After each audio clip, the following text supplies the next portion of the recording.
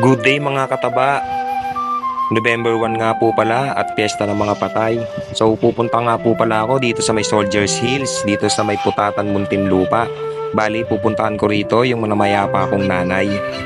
Bali papakita ko sa video na to kung ano yung mga proseso yearly at kung ano yung mga babayaran at kung gaano kadami ang tao na pumupunta rito yearly.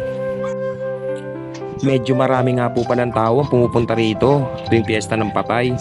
At syempre, ang ma-advise ko sa inyo ay pumunta na lamang kayo sa ibang mga araw kasi napagkadami talaga ng tao rito kasi ang liit lang ng pwesto rito. Kaya hindi ko muna papupuntahin yung buong pamilya ko. Siguro sa next day off ko na lang kasi marami talaga siyang tao. Yearly nga po pala may binabayarang buwis dito. Bali 200 pesos yon sa mga pamunuan ng sementeryo dito sa may Aglipay.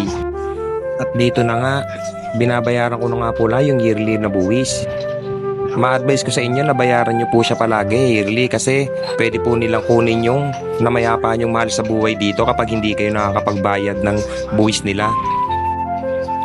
At advice ko nga rin po pala para sa pagbabayad ninyo, i-sure nyo na dala nyo yung mga resibo kasi minsan nakakalimutan nila rito yung record ng namayapaan yung mahal sa buhay kung saan man siya nakalagay na black.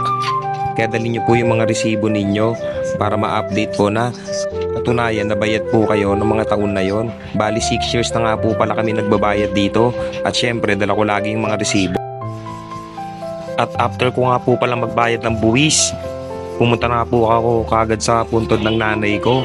Pero sa sobrang dami ng tao, halos wala na rin madaanan at isa pa, meron din akong dalang bisikleta.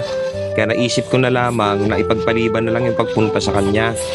So nagdi-decide na lang ako na umuwi na lamang. At nag-decide na nga po pala akong umuwi. Pero bago umuwi, naisipan ko munang dumaan dito sa may Baywalk Bayanan at nakita ko nga na mataas na ang tubig. So sana hindi na magpatuloy ang mga bagyong dumating kasi baka abutin na to at bahain na ang buong bayanan. At napagkaganda nga po pala ng araw na to. So tingnan nyo naman po, makikita nyo sa video na ang ganda ng langit at ang ganda ng tubig. Nakaka-relax panoorin habang nakatambay dito sa may Baywalk Bayanan. At dito ko na nga po pala tinatapos ang video na to. Ako nga po pala si Nonoy Taba na lagi nating piliin na sumaya.